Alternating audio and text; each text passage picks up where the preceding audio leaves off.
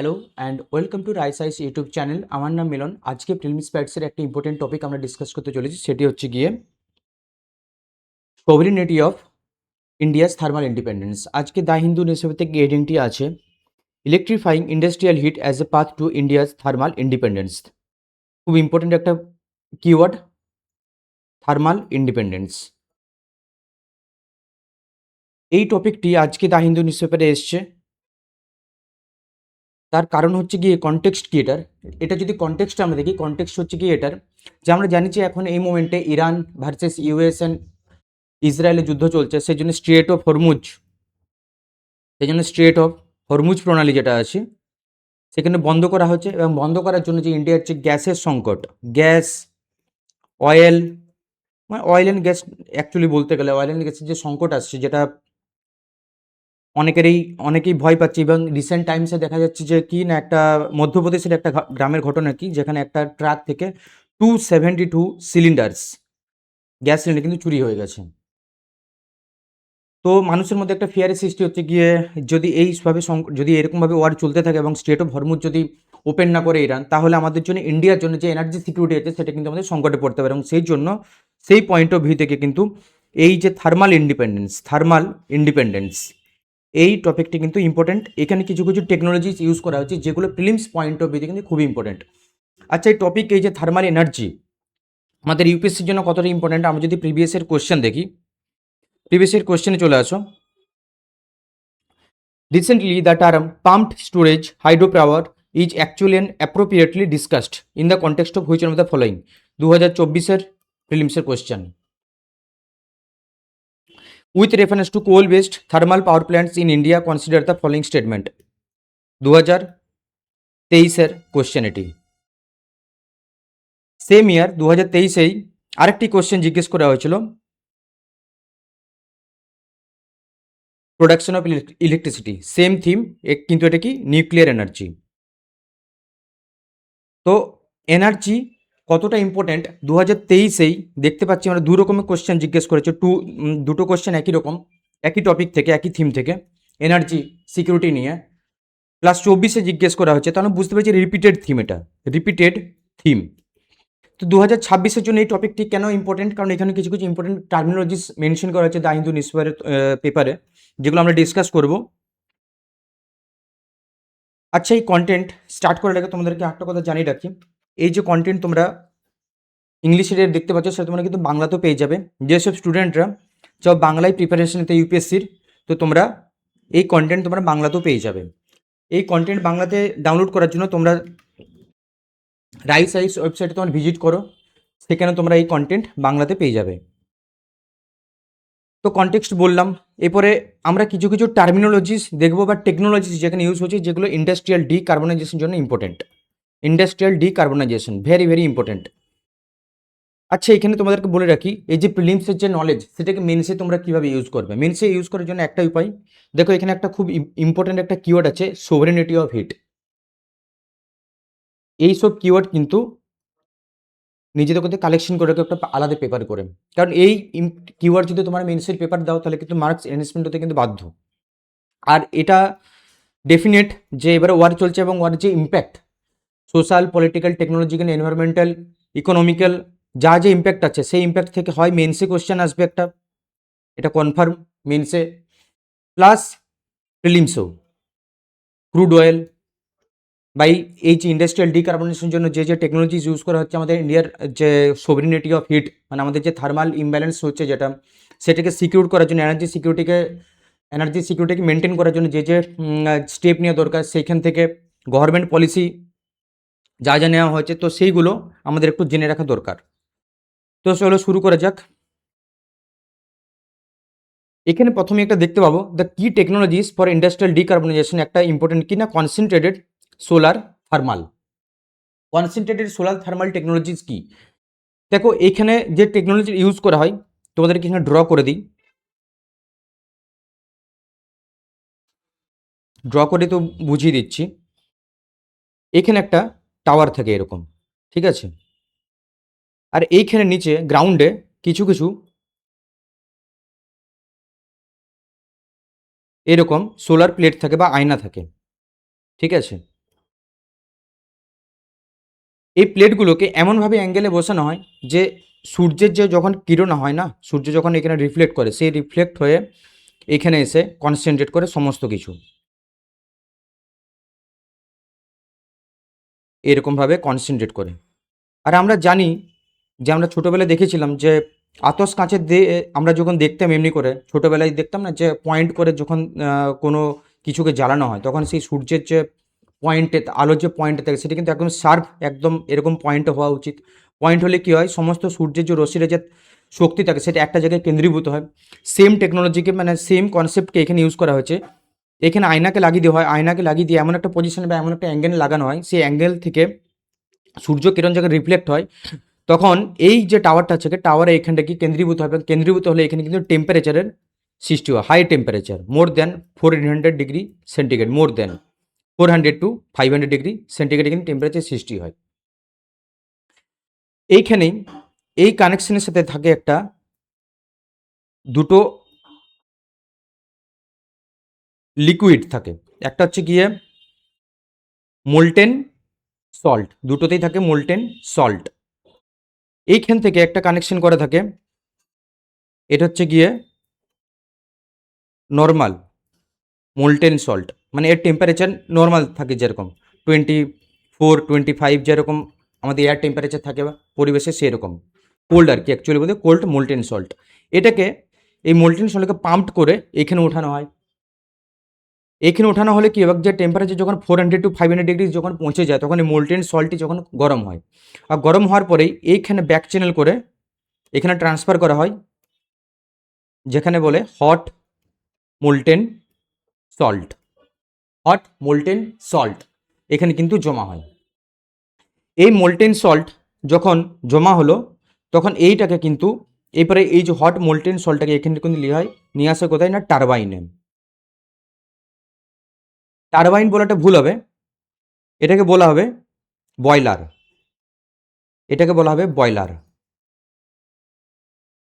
এই বয়লারের মধ্যে জল প্রবেশ করানো হয়, জল প্রবেশ করলে কী হয়, এই যে হট মোল্টেন থাকে একটা পাইপের সাথে আর একটা পাইপে জল প্রবেশ করে তখন এই জলটা কিন্তু স্টিমে পরিণত হয়, স্টিম। আর এই স্টিম কিন্তু আমাদের কোথায় কাজে লাগে না, ইলেকট্রিসিটি জেনারেশনে। এটা হচ্ছে আমাদের প্রসেস, এখানে দেখতে পাবে এটা। যদি আমরা একটু বড় করি যে কনসেন্ট্রেটেড সোলার থার্মাল কীভাবে কাজ করে, এই যে একটা তোমার সোলার রিসিভার একটা লাগানো আছে, এখানে লাগানো আছে এই যে কাঁচগুলো, এখান থেকে রিফ্লেক্ট হয়ে এখানে যাচ্ছে। এখানে হট আর কোল্ড দুটো মোল্টেন সল্ট দুটো চেম্বার আছে, যেখানে কোল্ডটাকে পাম্প করে এখানে তোলা হচ্ছে, তারপরে হটটা এর নিচে নেমে আসছে। আর সেই হট মোল্টেন সল্ট এখানে বয়লারে ট্রান্সফার করা হয়, বয়লারে আমাদের ওয়াটারকে ট্রান্সফার করা হয়, সেই ওয়াটার যখন হিট হয় তখন সেটা স্টিমে পরিণত হয়, আর সেই স্টিমকে চালানো করা টারবাইন, টারবাইন থেকে হয় জেনারেটর, এবং সেখান থেকে ফাইনালি আমাদের ইলেকট্রিসিটি। এটি হচ্ছে প্রসেস। এরপর আমরা মেকানিজমটা একটু দেখে নিই। তোমাদেরকে বলে দিলাম যে মেকানিজম কীভাবে হয়, ইউটিলিটি কোথায়, মানে এটাকে আমরা কোথায় কোথায় ইউজ করবো না, ideal for textile process, bleaching, recurring steam between, যেখানে 100 থেকে 180 মধ্যে যেখানে স্টিম দরকার হয়। আদার কোথায় কোথায় অ্যাপ্লিকেশন আছে না, primary used for high temperature industrial process আছে heating, cooling, dyeing, drying, utility scale electricity generation via steam turbine. Advantages কি, এটা হচ্ছে সবথেকে ইম্পর্টেন্ট পয়েন্ট। অ্যাডভান্টেজেস কি, মানে পিভি যে মডিউল আছে আমরা কেন পিভি মডিউল ইউজ করি না, আমরা ফটোভোল্টাইক মডিউল, ওটার থেকে এটার অ্যাডভান্টেজ কি, সিএসটির কনসেন্ট্রেটেড সোলার থার্মাল, এটার অ্যাডভান্টেজ হচ্ছে কি এটাই, এই যে হট মোল্টেন যে সল্ট আছে না, এটাকে কিন্তু আমরা অনেকক্ষণ ধরে স্টোর করে রাখতে পারি, স্টোরিং ক্যাপাসিটি স্টোর, মানে ইভেন যদি সূর্যের আলো নাও থাকে দিনের বেলা তো যতটা গরম হয়েছে সেটাকে কিন্তু আমরা এর মধ্যে স্টোর করে রাখতে পারি, এবং সেটাকে আমরা যখন খুশি আমরা কিন্তু টারবাইনে এই বয়লার আমরা নিয়ে আসতে পারি, আর সেখান থেকে আমরা বিদ্যুৎ নিতে পারি। কিন্তু পিভির ক্ষেত্রে সেটা হয় না। পিভির ক্ষেত্রে কী হয়, পিভির ক্ষেত্রে আমরা যখন আমাদের ব্যাটারি লাগে, আর প্রবলেমটা কি হয়, দিনের বেলায় তো আমরা তো চার্জ করে নিলাম ব্যাটারিকে, কিন্তু রাত্রেবেলায় রাত্রে তো সূর্য তো নেই, তখন এবারে ব্যাটারি যদি আমাদের ইউজ বেশি হয় সেক্ষেত্রে কিন্তু যদি শেষ হয়ে যায় তারপরে কিন্তু এটাকে রিচার্জ করার কোনো অপশন নেই আমাদের কাছে। তো প্রবলেমটা হচ্ছে এটাই। তাহলে advantage, unlike solar PV, CST system can efficiently store heat in molten salt or other materials enabling electricity producing at night. এটি হচ্ছে ইম্পর্টেন্ট। ইন্ডিয়াজ পোটেনশিয়াল কি estimated 15 gigawatt by the ministry of renewable energy থেকে কিন্তু বলা হয়েছে। এটা already কোথায় কোথায় আছে আমাদের প্লান্ট? রাজস্থানে আছে। রাজস্থানে আমাদের কিন্তু প্রপোজ করেছে, রাজস্থানে যে প্রপোজ না অলরেডি আদানি গ্রুপের আছে এখানে প্লান্ট, প্লাস আদার্স যে কোম্পানি আছে তারাও কিন্তু এখন খুলতে চলেছে সিএসটি। এখানে আরেকটা টেকনোলজি ইউজ করা হচ্ছে, induction and plasma heating. Induction and plasma heating. Induction কি? ইন্ডাকশন প্রসেস আমরা যখনই দেখি জিওগ্রাফিতে পড়ি যে এটাকে বলা হচ্ছে কি heating process. Heating process, heating প্রসেসের থ্রু দিয়ে যখন কোনো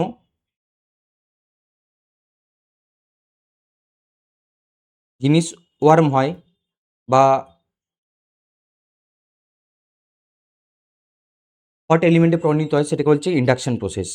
ইন্ডাকশন মানে কি হচ্ছে, ধরো এখানে কোনো আগুন জ্বলছে, এখানে একটা ফ্লেম হচ্ছে, এখানে এর কাছাকাছি আমি একটা রড রাখলাম, কাছাকাছি কোনো ডিস্টেন্সে একটু ডিস্টেন্স মেনটেন করি, তো আমরা দেখতে পাবো কি যে হিটটা কিন্তু রডের মধ্যে ট্রান্সফার হয়ে কিন্তু আমাদের আমরা যেখানে হ্যান্ডেলটা আছে এখানে কিন্তু আমাদের লাগে, এটাকে হচ্ছে ইন্ডাকশন প্রসেস। ইন্ডাকশনে কি হয় না, use electromagnetic field to generate heat directly inside the material.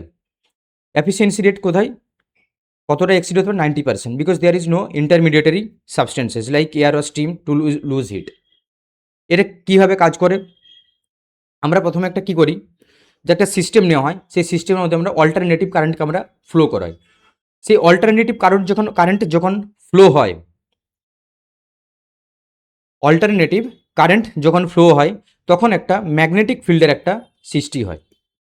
এটা ধরো একটা কয়েল, এখানে অল্টারনেটিভ কারেন্ট আমরা দিলাম, সেখানে হচ্ছে গিয়ে একটা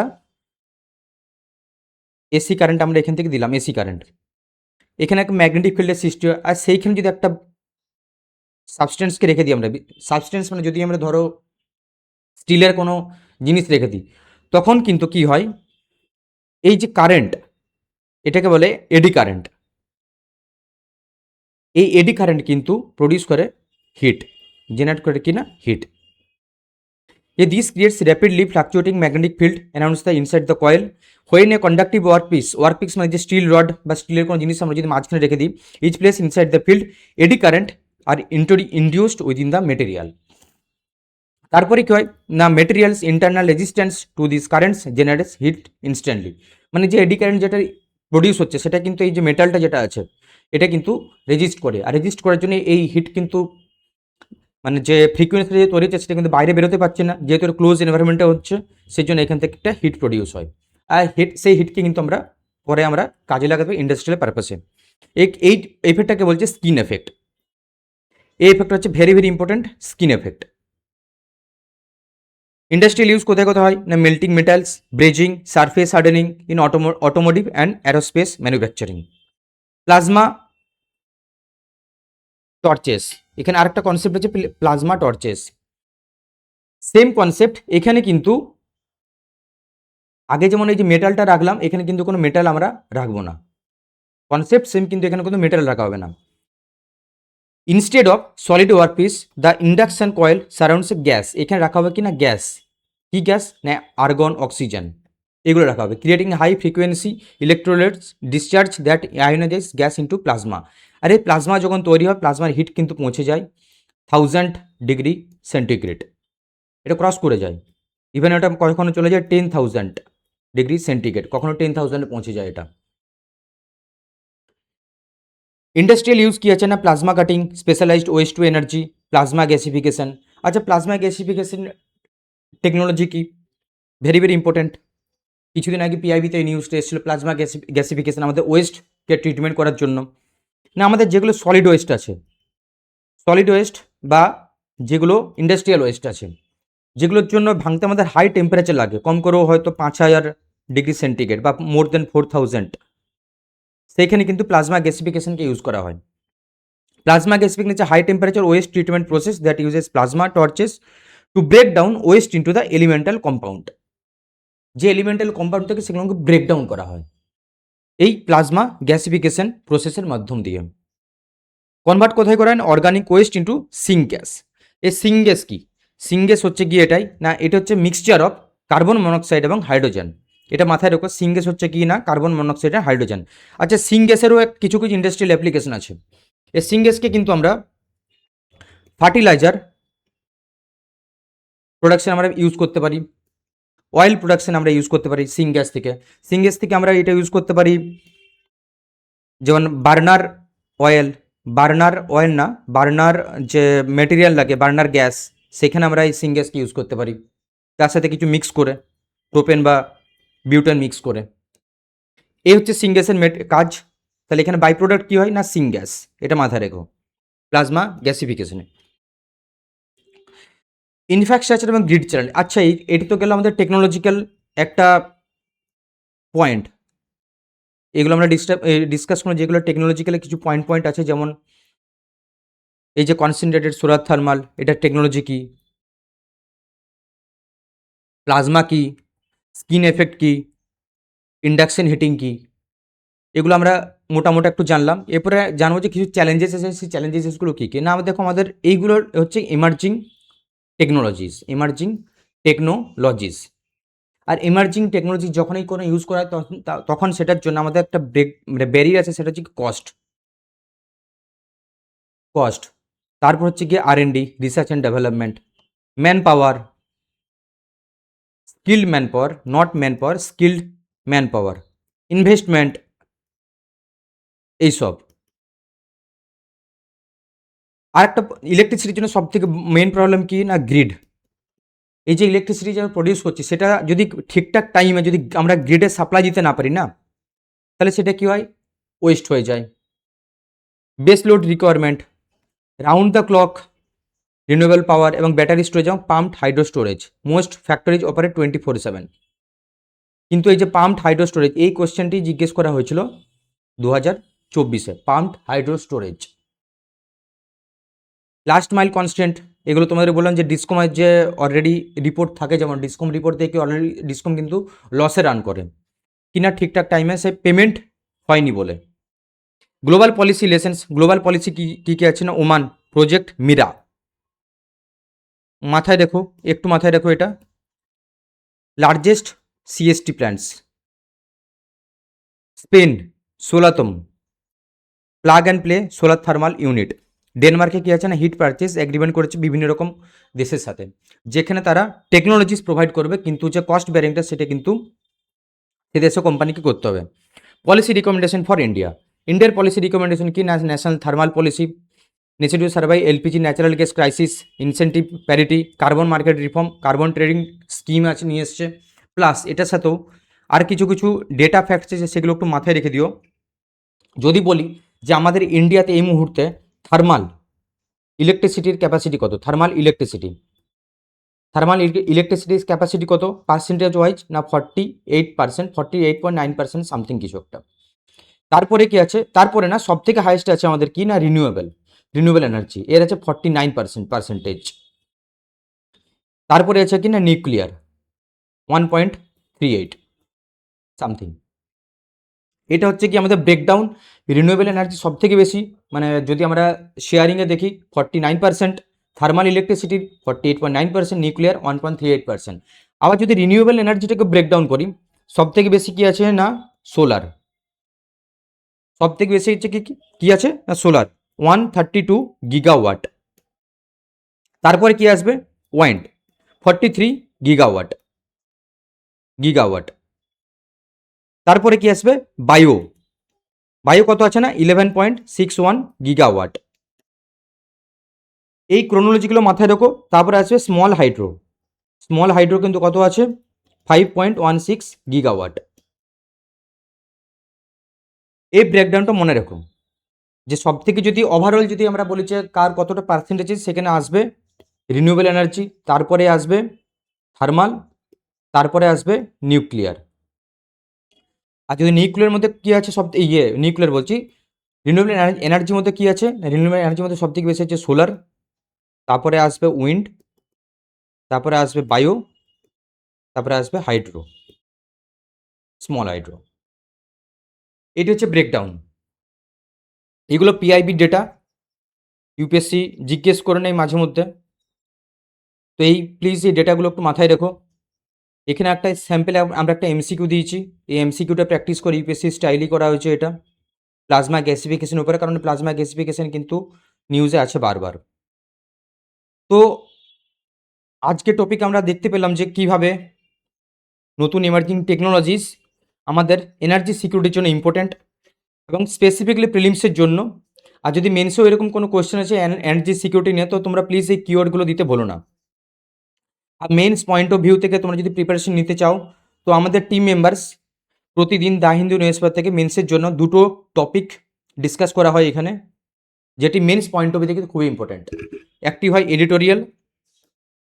এডিটোরিয়াল আর একটা হচ্ছে ডিপ অ্যানালিসিস, যেখানে স্ট্যাটিক প্লাস কারেন্ট এই দুটোকে কিন্তু লিঙ্কেজ করে ভিডিও বানানো হয় এবং তার কন্টেন্টও দেওয়া হয়, কন্টেন্ট প্লাস ভিডিও। আর কন্টেন্ট কিন্তু তোমরা পেয়ে যাবে বাইলিঙ্গুয়াল, বেঙ্গলি প্লাস ইংলিশ, তোমরা দুটোতে পেয়ে যাবে। তো এই কন্টেন্ট যদি তোমাদের ভালো লেগে থাকে তো প্লিজ তোমরা এই কন্টেন্ট বন্ধুদের সাথে শেয়ার করে দিও।